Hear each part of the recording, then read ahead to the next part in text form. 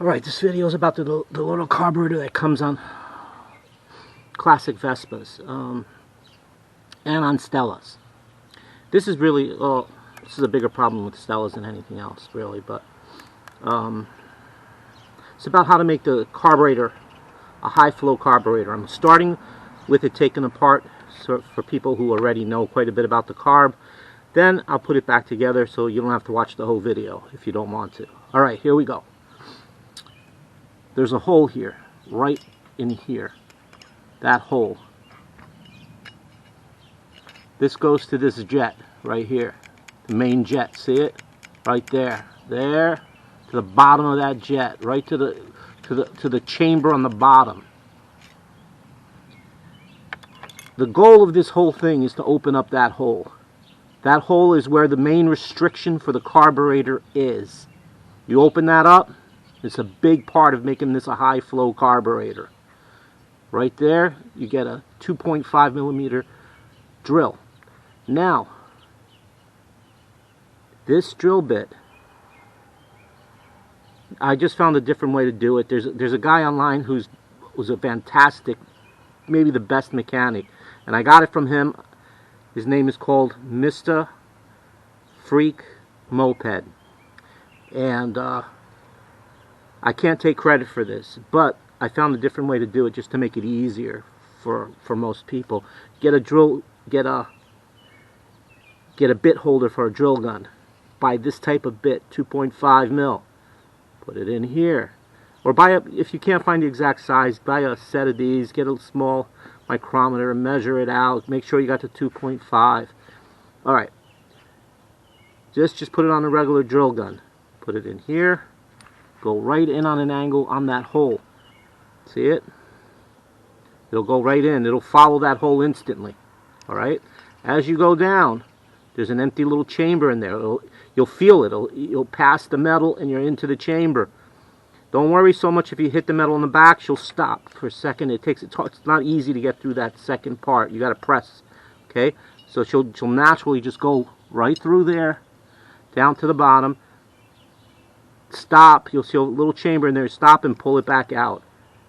Alright? I've never gone through it. I don't think you will either, unless you're just a beast and pull through it. You know? Alright. So that's it. That's the whole thing right there. You open that up and you turn this into a high flow carburetor. There's also another area that sometimes is an issue, and it's here. See, make sure that the top you have, where the needle comes up and down, has this hole. See that hole right there? And this hole. Alright? I found a very few that didn't. You know, I don't know if it's, I don't know. But if it doesn't, if you don't have these two holes in it, that helps a lot with the flow. See it right there and there? Just buy a new top from a scooter shop, from a scooter store, a scooter parts place. Like get a the newer ones should just have it. Okay? And that's it. That's basically it. And I'll put the name of the guy right here. I don't know if you can see it right there. Mr. Freak Moped. Alright? He's a fantastic mechanic. He does things that, you know, I can't do here too much in the US because we just don't have the scooter scene that they must have, because people don't spend that kind of money on these bikes that they do there, you know. I just do some basic fun work down here, and, you know, just keeping bikes on the road. Alright, so now I'll put the carburetor back together,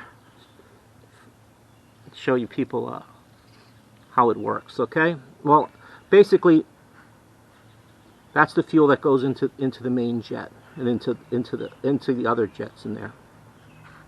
This in the back of the carburetor is your idle jet fuel control here. This usually is opened. This controls the amount of fuel your idle jet gets. This is usually opened a turn and a half or two. Now, if it's a hot, crazy day and your bike's leaning out and you're just pull your spark plug and it's a little white and it's like 104 degrees outside and you're worried, just open this up a little bit more, maybe a turn or a half a turn, and you'll get like a point more on your flow of fuel.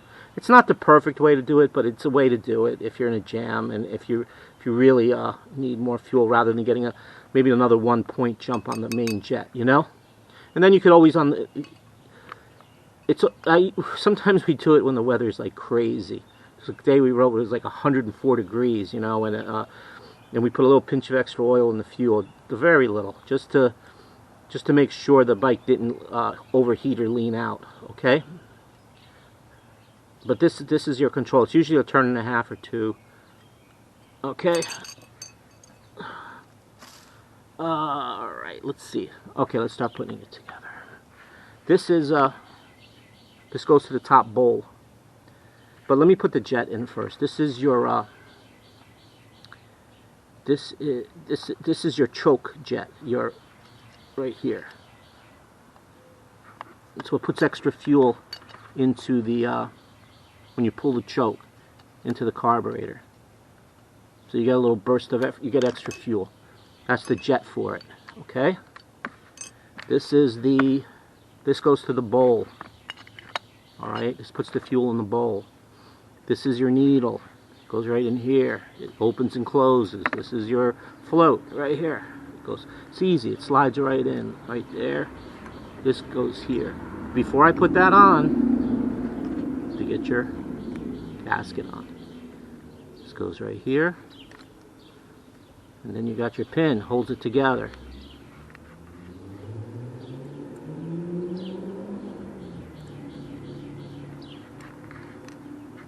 Hold on. Let me get this. Take a little time to line it up. It's early, I'm kind of half asleep still.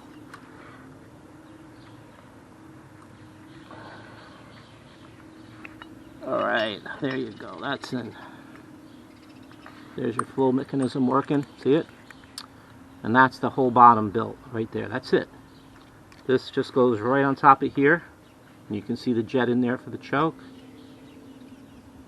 Alright, that goes right there. These are the 2 screws for it, and washers. These are just little kind of lock washers. The longer one goes back here.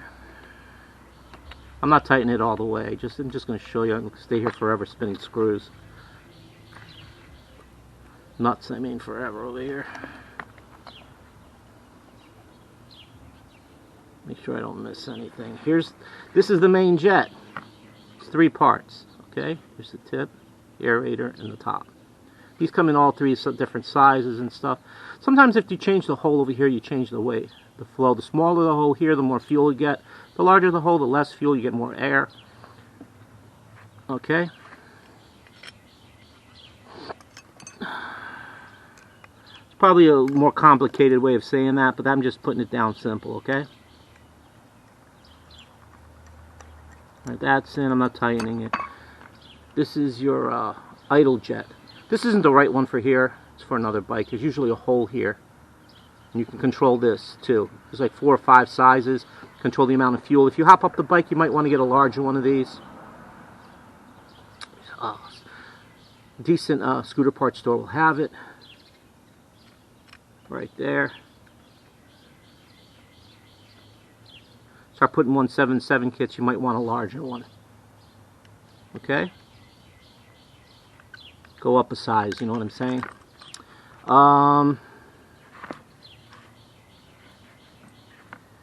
This is the top. This is a pre-lake bowl that kind of filters a little bit the fuel. It comes up into the bottom. It comes up and down this hole over here into the bowl. It actually goes in reverse. It holds all the junk in there, like any particles in that bowl. See? It goes like that. Make sure this is where it tends to leak a lot. Right here on this gasket and around this gasket. Usually this gasket. Make sure you got a nice thick new one in there, a good one. It lasts a long time though if you've got a good one. There you go. That's done. Very simple. And this is the plate for the throttle right here. I'm not using all technical terms. I'm just going to tell you what it is. There's a little washer in there. See it? Helps prevent probably some airflow and stuff from flowing through there. This goes through here. This has an angle on it. That little piece holds this down. See that? It goes here. And that's it. That's the whole mechanism. Look at that. Isn't that easy? It's a pretty simple carburetor, but it's really good for on side of the road repair, and that's what this bike was all about, fixing things on the side of the road, you know.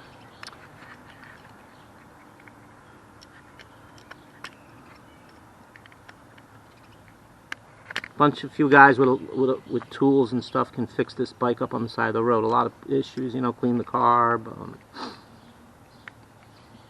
change cables, whatever you got to do. They made the bike kind of simple in some ways. Alright. This is for the fuel line. Right here, it connects here. This washer is always a pain. Be careful. This always falls into the oil box. It ends up under there. So be careful. It always seems to be the one that always falls or gets lost. It's quite frustrating. Alright, there's that. And this is your choke right here. This is what opens and closes right here. The little rubber piece there that blocks it, see it? It's simple. It goes right there, there.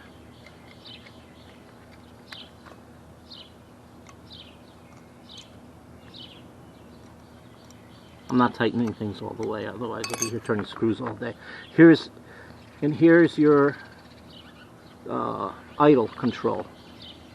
It goes right here. There's a little angle in here on the idle plate, and this hits it and pulls it in and out by like on the side of that angle, and opens and closes the plate. It's very simple. Okay. Here's an oiling hole is down here. The oil comes in through here. See that hole? Make sure when you get the gasket, if you're using the oil pump, that the gasket has the hole in it for the oil. That's right there on the manifold, right there, and it comes in through here, underneath the plate, where it gets a lot more vacuum to pull it. What else can I say? Let's see. Well, you know, this carburetor is simple, but it's perfect for what it does. You know, it's good for on the side road maintenance. You can pull these jets out, blow them out, and clean it. A lot of times when you can't idle this, you're not idling right, or you can't, it's this jet that's clogged up, the idle jet. Rarely does this jet get clogged. Once in a blue moon. You might actually pull in something through that hole somehow and clog up, like a piece of lint or something. You know, it only happened to me one time. But this will clog once in a blue moon. You know, so this one you can clean out on the side of the road. Get a better idle. What else? What else? Okay, let's talk about the Stellas. The Stellas came with that hole. Okay, how can I put this? When the Stella came back the second time, when they went away for a year or a year and a half or two, I forgot how long, but when they came back, for some reason it seemed like the hole between the bowl and the jet was smaller in the carb. It was like it was a knockoff carburetor. I don't know what the heck happened, but if you tried hopping up that bike, you ended up with a few problems. It just ran lean once in a while, and I learned this the hard way. I mean, there's a guy that, you know, no matter what I did, I couldn't get his bike right, and it was miserable, pure misery. And it would lean out. It would lots of things would happen, and I was doing everything right. And now I learned this. You know, you learn the hard way. You know, and also the fuel tap. It wasn't great when they came back. It wasn't great before, but it was even less good. So what happened is the fuel the fuel tap didn't flow very well, and neither did the carb. You had to do this if you've got a Stella. If you start playing with it and you want a little more power, start doing things to it. You want to get the fuel system to flow. You have to flow out the carb, and you have to get a high flow fuel tap for your tank. I'm gonna make a video about that when I'm gonna have to work on one of my bikes soon, because once in a while I get this weird, I don't know what it is, like a vapor lock or something, where the tank, I have to pressurize the tank for a second, then it suddenly works normal again. I don't know if it's the needle sticking or something wrong with the fuel system, but I'll take it apart anyway. I'm gonna put a new fuel line on it, and I might do that if I have to find a way to film it though. I don't know how I'm gonna do that, but I have to get someone to film me while I'm doing it or something. I don't know. So it might take quite a few weeks for me to get to it, maybe 2 or 3. I don't know. I have to see when I get the parts, and also get someone to film it with me or something. And but the fuel tank can be bitchy to take out and put back in. The new ones with the oil tank, you know, it can be a little bit of a pain. It can be a little frustrating. You can kink the line, you know. But that's one of the main issues of the Stella. The main issue was fuel flow. Also the crank, like I said before, the crank was an issue. You know, the cage that holds the bearings together on the crank, in the crank, that cage would deteriorate. You know, when the bike. So you have to make sure the fuel there is good, the oil balance, it never leans out. And it should last a long time if that happens. But like all my bikes, sooner or later I've changed a lot of them, you know. People who hop them up and so forth. I've changed quite a few of them. But if you set it up like I said, it'll last a lot longer. You might get into the 20,000s, who knows. And that's about it. But I love the Stellas anyway, man. I love riding them. I have great stories with them. I have my Fireball. I rode it to so many rallies. I went to a Vespa in it in Chattanooga, Tennessee. I went to so many other rallies here in the East Coast. I rode it very far, other states, you know. I spent 6 hours sitting on that bike one way on one ride to upstate New York, you know, long rides, you know. So fond memories with that bike. I'm rebuilding. I'm working on it again now. I'm gonna try to. I might do something odd with it here and there. I might, you know, I might put a different carburetor on and just change a few things. All right, guys, that's about it. I hope I was helpful to you. Like I said, I got the idea. I got how to do this from Mr. Freak Mod. I can't take credit for it when I didn't do it. All right, it was him. He's the guy who came up probably with this. Smart guy, probably one of the best mechanics online.